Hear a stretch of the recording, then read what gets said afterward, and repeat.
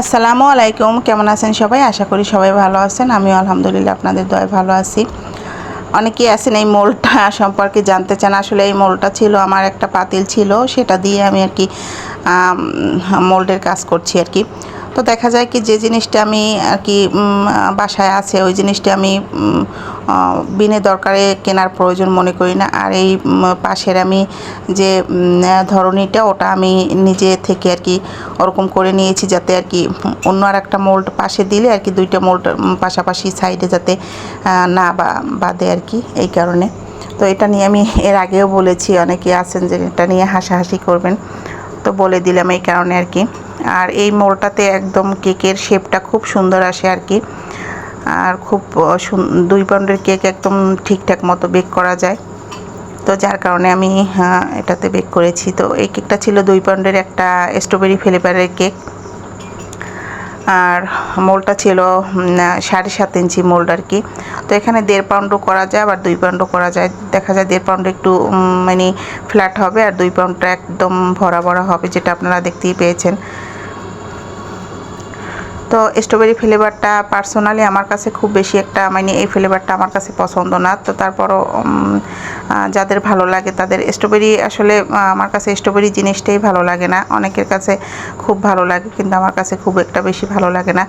আর এর ভিতরে যে আমি জ্যামটা ইউজ করছি এটা কিন্তু আমার নিজের বাসায় তৈরি স্ট্রবেরি দিয়ে আমি একদম ফিলিংটা তৈরি করে নিয়েছি, নিজে ব্লেন্ড করে তারপরে পিওর স্ট্রবেরিটা দিয়ে সিজনে যখন থাকে। আসলে দেখা যায় সব সময় স্ট্রবেরিটা পাওয়া যায় না, তো ওই জন্য আর কি আমি বাসায় নিজে আর কি তৈরি করে এটা ডিপে রেখে দেই।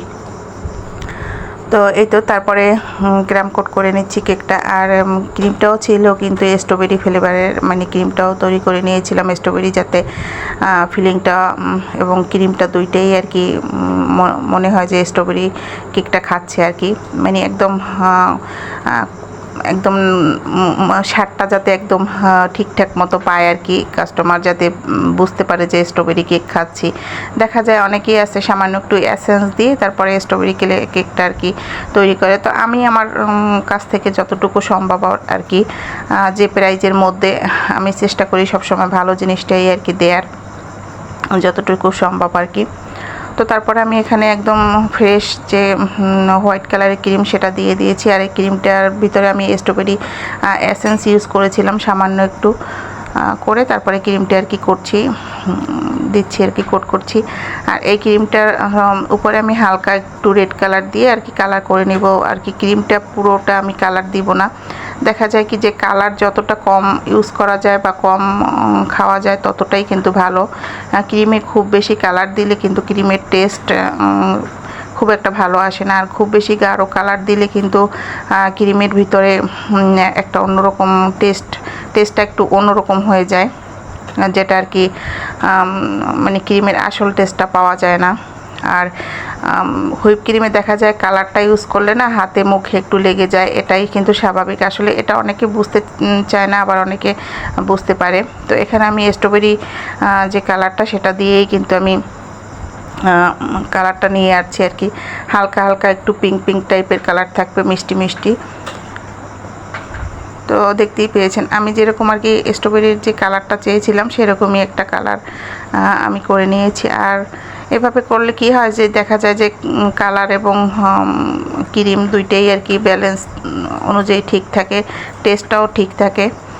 তো খুব বেশি কালারেরও প্রয়োজন হয় না, আবার ক্রিমেও খুব বেশি কালার না দিলে দেখা যায় ক্রিমটাও ভালো লাগে। আসলে কালারটা যতটা অ্যাভয়েড করা যায় এটাই আমরা আসলে সবসময় বলে দিই, যে কালার যত আর কি কম নেওয়া যায়। তো অনেকেই আছে খুব বেশি আর কি কালার পছন্দ করেন, তারপরে কালারটা নেওয়ার পরে যখন দেখেন যে কালারটা একটু হাতে মুখে লেগে যায় তখন আবার নানান রকম প্রশ্ন করেন যে আপু এরকম ছিল এরকম ছিল। আসলে আমরা তো বলেই দেই যে খুব বেশি গাঢ় কালার নিলে এটার দেখা যায় যে ক্রিমটা তিতা লাগে না, হয়তো অনেক কালারের আছে ক্রিমটা তিতা লাগে না, কিন্তু টেস্টটা আসলে একটু অন্যরকম হয়ে যায়। আসলে যারা অর্ডার করবেন তারা বুঝেই আর কি অর্ডারটা করবেন, যে যাতে ক্রিম তিতা না লাগে সেরকম। ডিপ কালার ইউজ যদি না চান তাহলে হালকা কালারটা সবসময় আপনার হালকা কালারের কেক আর কি চয়েসের ভিতরে রাখবেন। তো আমরা সবসময় বলি যে না আপু হালকা কালারটাই ভালো, কিন্তু তারপর অনেকের থিম থাকে ডিপ কালার, যার কারণে কিন্তু ডিপ কালারটা দেয়। তো স্ট্রবেরিটা আমি কিভাবে এঁকেছি দেখতেই পেয়েছেন। একটা পাইপিং ব্যাগের ভিতরে ক্রিম নিয়েও করা যায়, আবার একটা ছোট নজল দিয়েও করা যায়। একদম লাভ শেপ যেরকম আমরা করি সেরকম করে তারপরে আমি এরকম পাতার মতো আবার দিয়ে দিচ্ছি, স্ট্রবেরি যেরকম আর কি থাকে আর কি। তো আসলে আমি এই ফার্স্ট টাইম এরকম স্ট্রবেরি করছি আর কি। এর আগে আমি কখনো করিনি স্ট্রবেরি কেকে এরকম স্ট্রবেরি ডিজাইন আর কি। দেখা যায় কি এই টাইমে কিন্তু স্ট্রবেরিটা অ্যাভেলেবেল না, তো স্ট্রবেরি যেহেতু স্ট্রবেরি দিতে বলেছিল স্ট্রবেরি টাইপের কিছু একটা করে দিতে, তো এই কারণে আমি এরকম আর কি স্ট্রবেরিটা করে দিচ্ছি।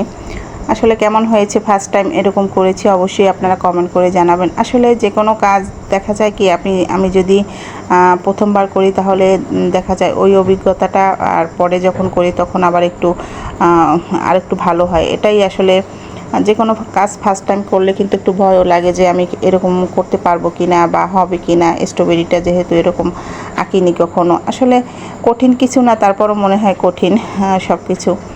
তো এই তো তারপরে আমি এরকম করে দেওয়ার পরে আমি লিখে দিয়েছি তারপরে।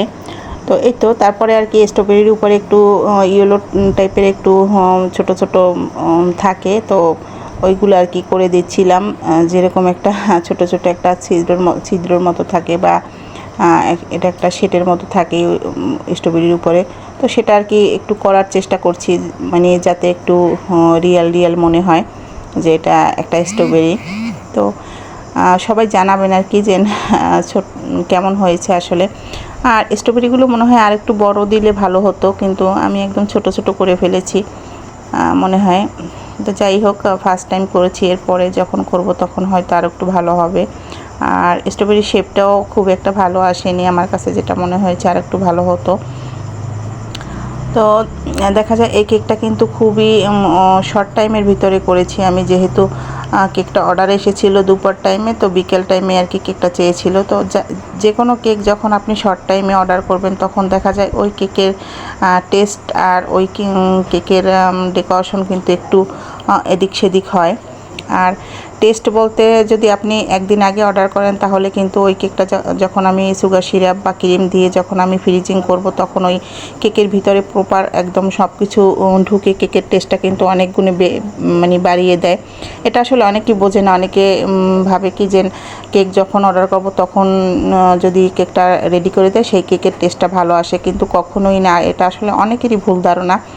তো এরকমই আসলে দেখা যায় আমি যখনই মানে কেকটা শর্ট টাইমে রেডি করে দিয়েছি তখন ওই কেকের রিভিউ কিন্তু খুব ভালো আসেনি, কিন্তু একদিন আগে অর্ডার করলে ওই কেকের রিভিউ খুব ভালো আসে। এটাই আর কি স্বাভাবিক, আসলে এটা বুঝতে চায় না অনেকেই। তো এই তো ছিল কেকের ফাইনাল লুক। আর কেমন হয়েছে অবশ্যই আমাকে কমেন্ট করে জানাবেন, আর ভালো লাগলে সবাই আমার পাশে থাকবেন। দেখা যায় ভিডিওটা যদি একটু লাইক শেয়ার কমেন্ট করেন তাহলে কিন্তু ভিডিওটা তৈরি করেও আমাদের সার্থক। আর কি ধরনের ডেকোরেশন আপনারা চান বা কোন ধরনের ডেকোরেশন আপনাদের দরকার অবশ্যই বলবেন। তো সবাই ভালো থাকবেন, আবার নতুন কোনো ভিডিও নিয়ে হাজির হয়ে যাব। সেই পর্যন্ত আল্লাহ হাফেজ, আর আমার জন্য দোয়া করবেন যাতে একটু সুস্থ থাকতে পারি। এই তো আর কেকটা ছিল একদম 2 পাউন্ড থেকে একটু কম হয়েছে, তো আমি সেটা বলেছি আপুকে। তো এই তো সবাই ভালো থাকবেন, আল্লাহ হাফেজ।